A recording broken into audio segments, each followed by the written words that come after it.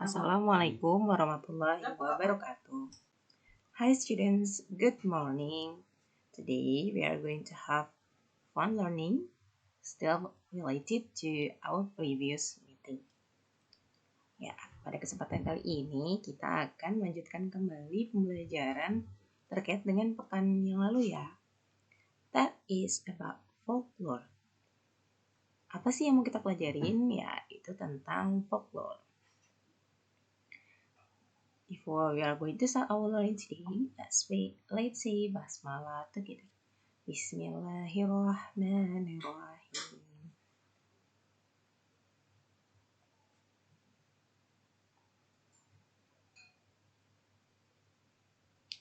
Alright.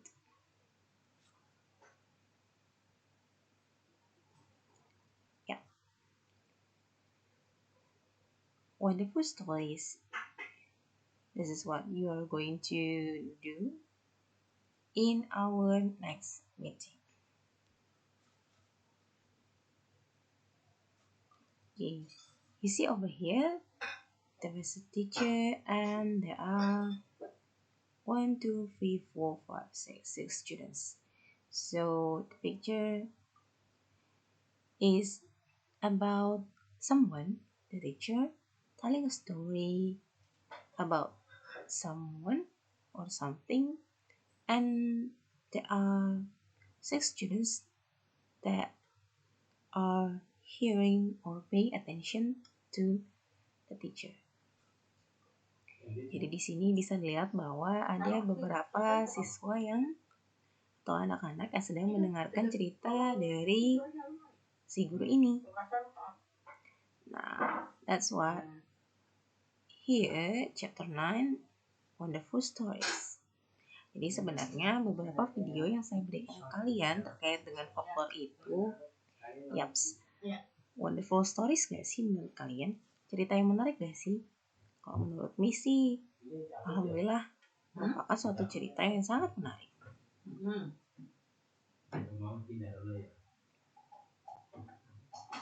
Wow, there are 2 pictures over here. Ada 2 gambar nih. Yang pertama, kira-kira gambar apa nih ya? Ya, ini adalah gambar Sangkuriang. Yang kanan ini gambar apa ya? What picture is it? Ya, ini tentang lutung kasarung. So, both of them, Sangkuriang and also lutung kasarung, are kinds of folklore.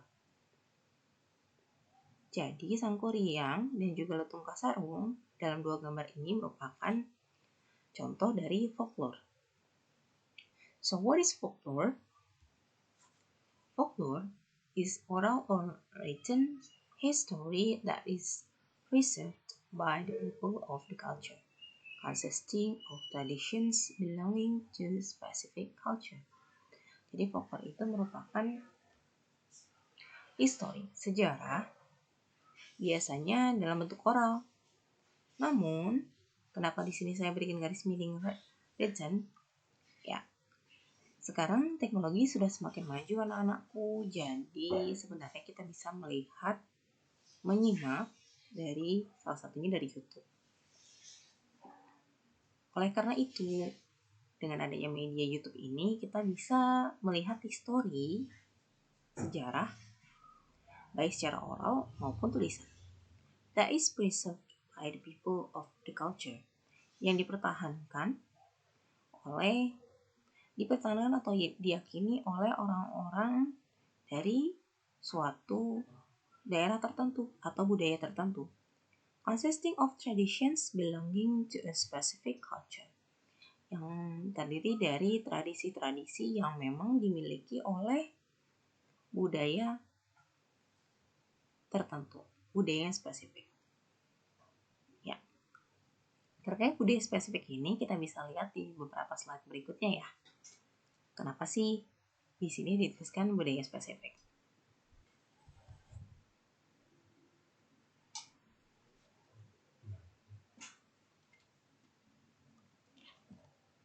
Alright, still loading.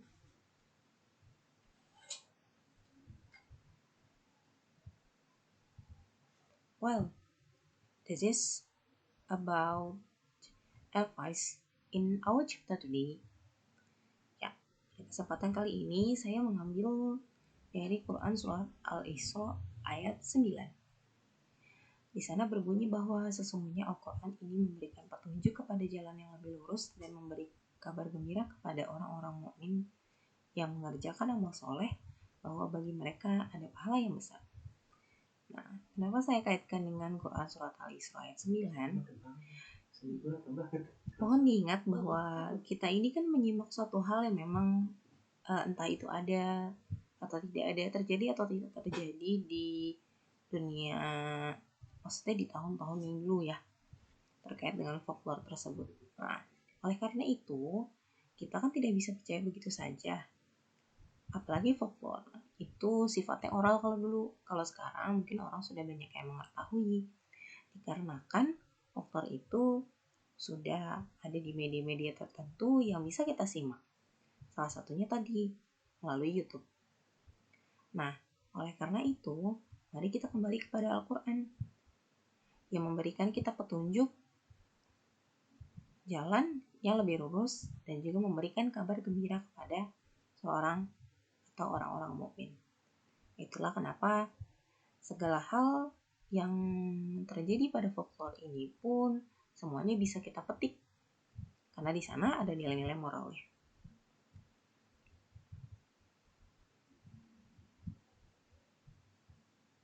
Well, folklore termasuk ke dalam naratif. So what is narrative?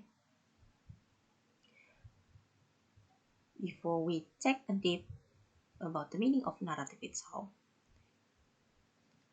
here are our learning purposes. Understanding and analyzing narrative text. Jadi kita memahami dan juga menganalisis teks naratif.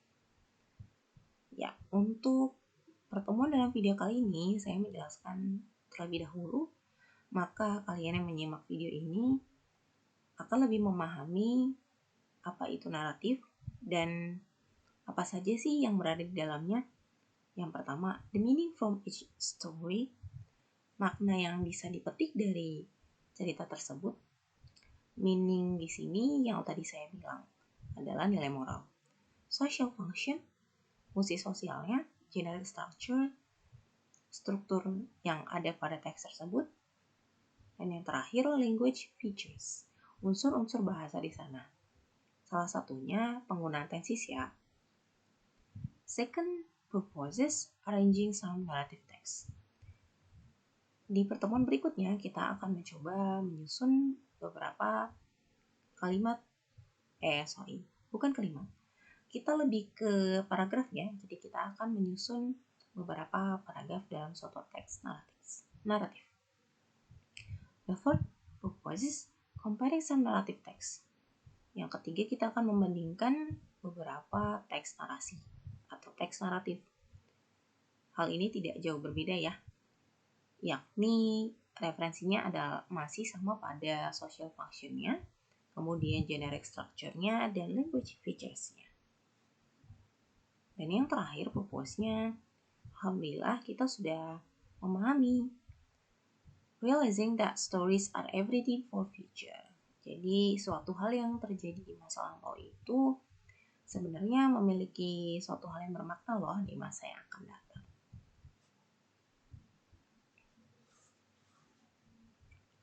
Narrative text definition. It is a text focusing on specific participants. Jadi suatu teks yang berfokus pada orang-orang tertentu. Its social function is to tell stories or past events and entertain the readers. Jadi fungsi sosialnya adalah untuk menceritakan cerita-cerita atau kejadian di masa lalu dan menghibur pembaca. Alright, my question is, kenapa sih naratif itu sering dikaitkan dengan entertain the readers? Yang pertama, Kenapa disebut entertain the readers? Secara written atau secara tertulis, naratif ini bisa kalian lihat sendiri di buku-buku dongeng ya. Gambar-gambarnya pun sangat eye-catching banget deh pokoknya gambar-gambarnya itu. Kita nggak bosan pokoknya kalau misalnya baca hal-hal yang berkaitan dengan dongeng. Nah, itu dari segi teks ya. Dan yang kedua, kenapa sih entertain the readers si naratif ini? Yang kedua, kalau secara oralnya adalah terkait dengan storytelling itu. Kan banyak nih lomba-lomba di luar sana yang menggunakan storytelling. Atau sebenarnya tidak hanya lomba, kita pun bisa menggunakan teknik storytelling untuk menceritakan cerita kita sendiri kepada orang lain. Nah, itulah dua penyebab atau dua hal yang memberikan penjelasan ke kalian kenapa sih naratif itu selalu dihubungkan dengan entertain the readers. Oh iya, kalau sifatnya spoken atau oral, berarti di sini bukan readers lagi ya, bisa aja listeners.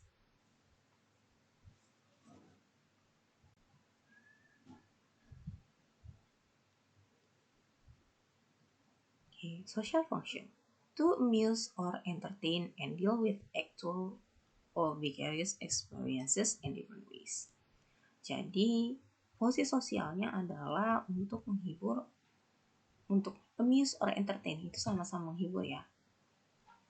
Dan deal with actual or vicarious experiences in different ways. Jadi untuk menghibur orang-orang with actual or vicarious experiences dalam kondisi atau pengalaman tapi dengan cara-cara yang berbeda.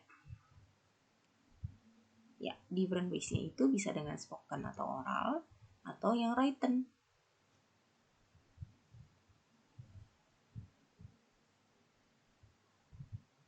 Nah, Legend of di sini ada Legend of West Java, Surabaya, Riau, Bali, Maluku, Papua, Bangka Belitung, and Yogyakarta. Nah, masih ingat tidak? Saya katakan bahwa di depan itu ada specific culture. Nah, inilah contoh-contoh dari legend atau folklore dari West Java, Jawa Barat, Surabaya, Riau, Bali, Maluku, Papua, Bangka Belitung, dan Yogyakarta.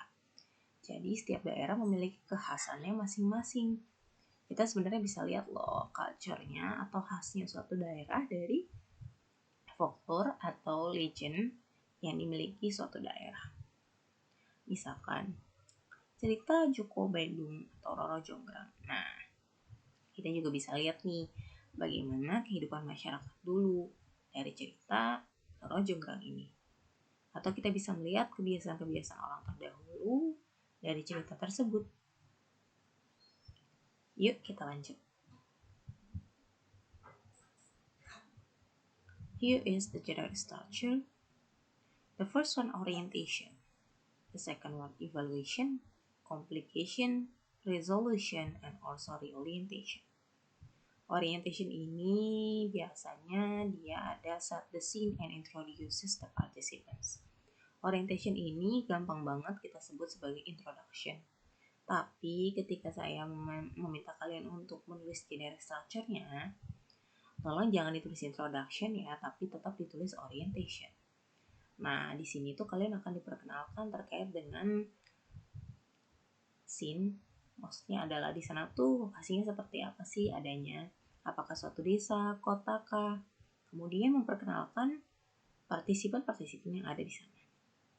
Biasanya kalau cerita bawang merah bawang putih kan di awal mula sudah diceritakan tuh ada seorang gadis bernama bawang putih. Nah, jadi kurang lebih ceritanya udah ketahuan dong bahwa ceritanya itu tentang bawang putih dan juga bawang merah. The second one, evaluation. Stepping back to evaluate the plot. Evaluation ini adalah tahap keduanya. Stepping back to evaluate the plot.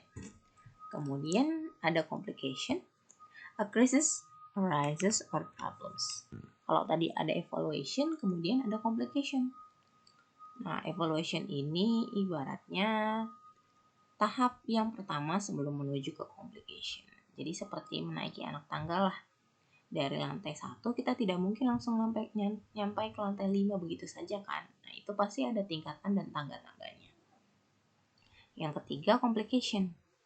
Di sini muncul adanya krisis atau masalah dalam cerita tersebut. Yang keempat, resolution, ways to overcome the problem. Di resolution ini nantinya akan muncul cara-cara yang muncul ya. Kalau kita sih pembaca insya Allah mudah ya menemukannya.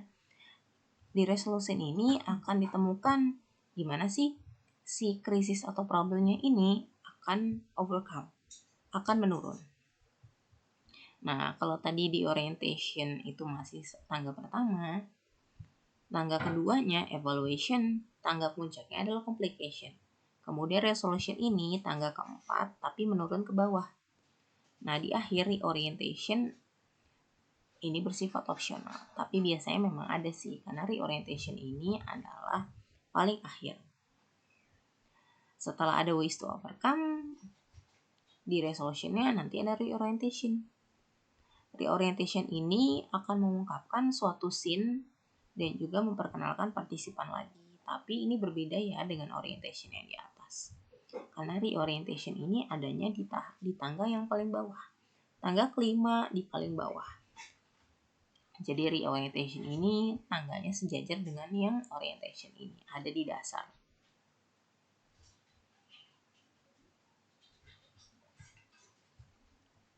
Next, language features. Yang perlu diketahui adalah use simple past tense. Kalau kalian menghadap, if you see a text or you hear a story that mostly use past simple tense that is can be called as narrative. Kalau kalian mendengar suatu cerita ataupun menyimak suatu bacaan atau wacana yang mostly adalah simple past tense, bisa saja kita sebut sebagai naratif.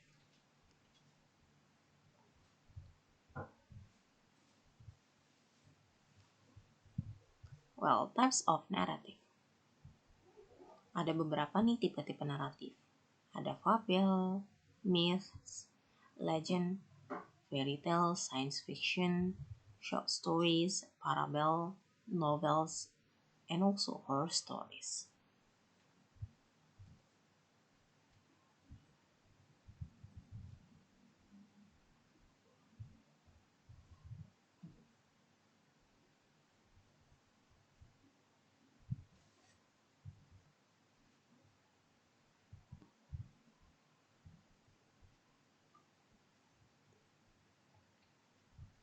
Alright, alhamdulillahirrahmanirrahim. Saya rasa cukup sampai di sini pembelajaran kita hari ini. Insya Allah kita akan melanjutkan lagi di pertemuan berikutnya. Nah, jangan lupa ya bahwa di pertemuan berikutnya kita akan mencoba menyusun beberapa paragraf naratif dan kemudian kita akan membandingkan beberapa naratif teks dari segi social function-nya, generic structure-nya, dan juga language features. Alright everybody, I think that's all for today. After this video, I will give you 5 questions that's still related to our agenda about my video today. Setelah video ini, jangan lupa ya, karena kalian akan menghadapi beberapa question yang akan saya berikan ke kalian sebagai quiz. Insya Allah ada 5 quiz ya. Jadi mohon diperhatikan. Semoga kalian sudah memperhatikan dan menyimak video ini dari awal hingga akhir. Sampai see you again in our next meeting. Let's say hamdalah kafaratul majlis. Alhamdulillahirabbil alamin. Subhanakallahumma bihamdik. Asyhadu an la ilaha illa anta astaghfiruka wa atubu ilaik. Thank you so much for your attention. Assalamualaikum warahmatullahi wabarakatuh.